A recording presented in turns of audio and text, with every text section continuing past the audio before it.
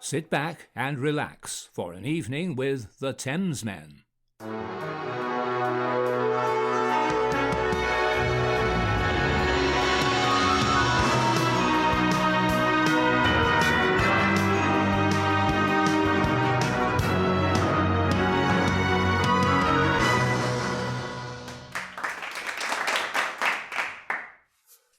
George!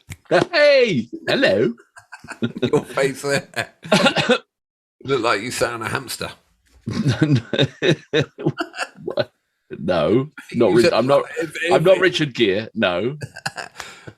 Did he?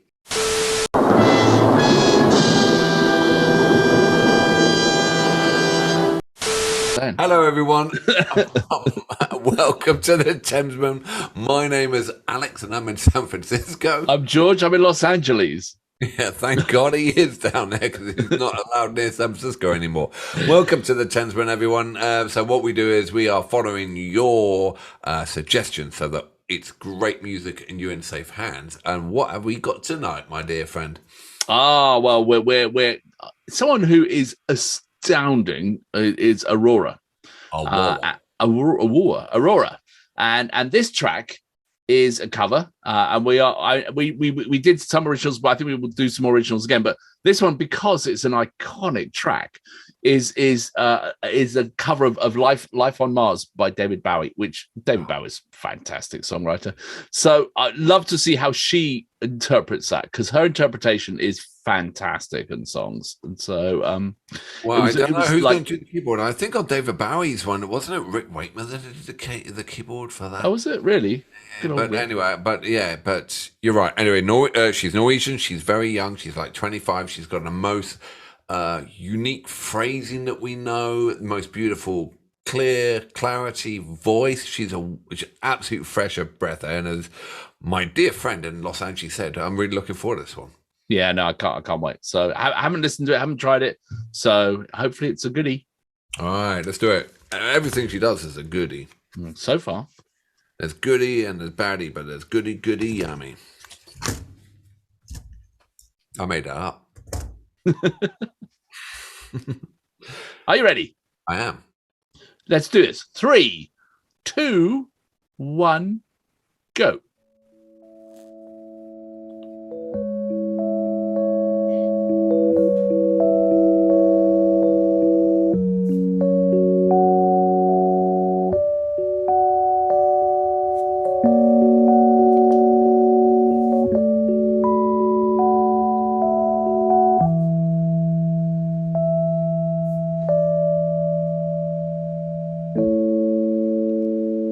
It's a god-awful small affair to the girl with the mousy hair, but her mommy is yelling no, and her daddy has told her to go, but her friend is nowhere to be seen. Now she walks through a sunken to the seat with the clearest view, and she's hooked to the silver screen. But the film is a saddening bore, 'cause she's seen it 10 times or more. She could spit in the eyes of fools as they ask her to sailors fighting in the dance hall. Oh man, look at those cavemen go.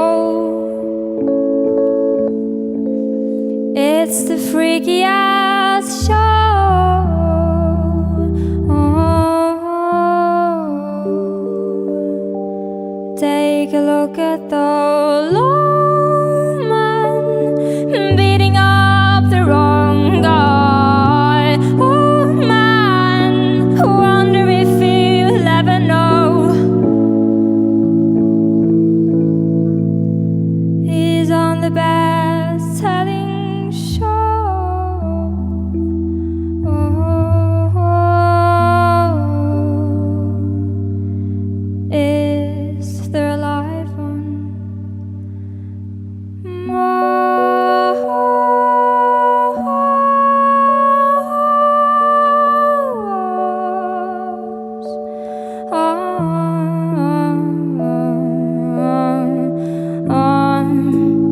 It's on America's tortured brow that Mickey Mouse has grown up a cow. Now the workers have struck for fame, 'cause Lenin's on sale again.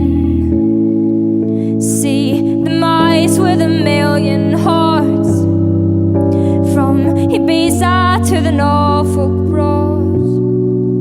Rule Britannia is out of bounds. To my mother, my dog and clones. But the film is a sounding bore, 'cause I read it 10 times or more. It's about to be written again,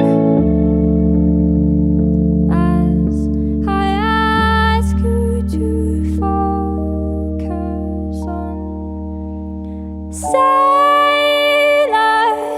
fighting in the dance hall. Oh man, look at those cavemen go. It's the freakiest show.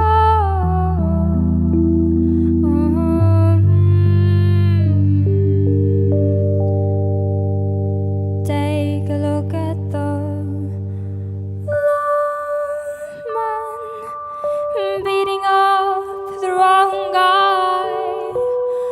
Oh man, wonder if he'll ever know.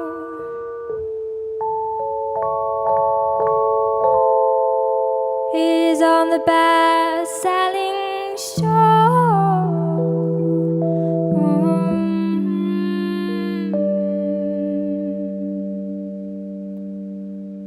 Is there a life on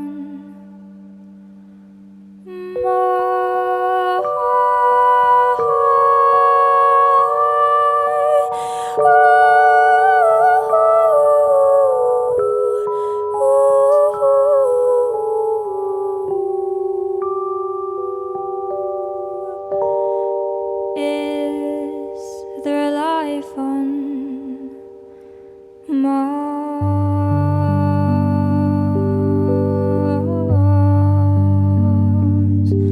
On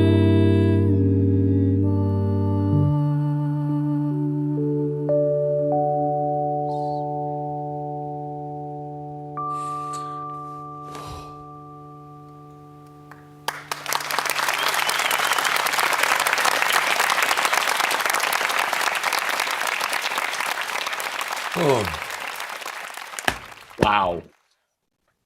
What do you say about that oh. then? She's she takes a Life on Mars as a masterpiece of a song, complex chords, structure, one of David Bowie's finest songs, and heralded and lauded around the world. And she just owned it. She just took it another place. I mean, there were two pieces of perfection in that performance. One is her voice, which is is sublimely good, and then for me, the Rhodes piano was just. I mean, there's only her and the Rhodes anyway, but but the sound. You know me, I get really hung up on sound and about how things feel, and like that Rhodes was just beautiful. Just picked on purpose. Picked on purpose. Absolutely, it was picked on purpose. She played it. I mean, as I said, Rick Wakeman played the piano on Life on Mars, and it is and it is a complex chord structure. If you to analyze it and to see how it's written, and she played that beautifully, and she picked the Rhodes perfectly. She picked the Rhodes because it was fragile when it's like that. It's got a lot of reverb on there, and her fragility stands on top of that, and it's a perfect combination. And I also think her timing is fascinating in that she can hold it back. She can just hold, and just less is more, and you just and then she'll just move into the next phrase, and there's just something about that which is I don't know. electric. I don't know. There are many musicians, but not. I mean, she was a master of it. There was just her and very simplistic piano playing. That was it. Yeah. But I mean, from the moment she sang, I was 100. She's like litmus paper. I was absorbed totally into the performance. Or more And there like was nothing blotting else paper, not litmus. Blotting Yeah, paper. blotting paper. There was nothing else around. I was absolutely just sucked it. It was magical. I suppose that's what it is. Magical, isn't it? She makes everything magical. Yeah, and you could really like take time to focus on the lyrics and hear the lyrics, and the sort of that was fascinating to me. Lyrics off by a heart. Yeah, but you had sort of more what do you think the song is time to absorb them. If that, What do you think the song's about? what do you think? Well, don't ask me difficult questions. Well, the lyrics. I think it's about escapism from going to the cinema. Okay. And I also know that when he was writing those, that he would he would cut up rhyming sentences and throw them on the floor and then pick them out randomly as well. Really?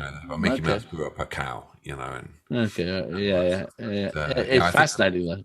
Yeah. It is a fascinating song.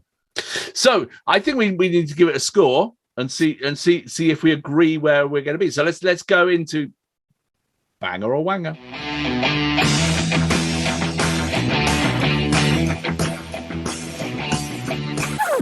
All right, okay. All right. So this is a tough one, I think. Yeah, this is where we've actually changed the rules again. One is a absolute wanger, that's Bay City Rollers. And the top score that we do is 11 in Honor of Spinal Tap. 11. Yeah, Honor of Spinal Tap. When you're at 10, where else can you go? Yeah, well, after one of the recent videos where I went for a 10, Alex has now expanded the scale to 11 because he did.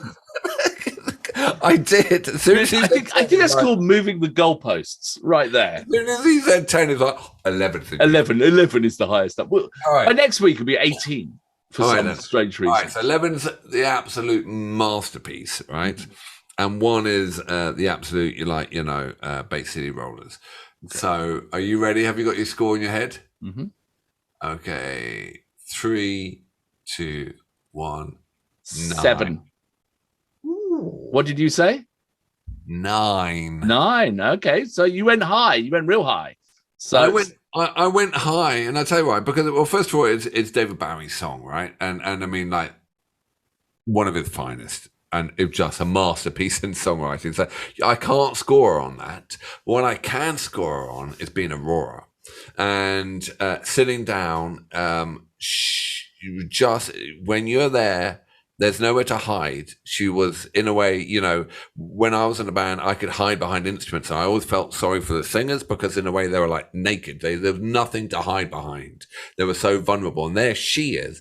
The whole room's looking at her. She's playing the piano and she's singing a David Bowie song that had tremendous vocals on already. Yeah. And she's doing the vocals. And I just thought she owned it. Well said. Yeah. Okay. All right.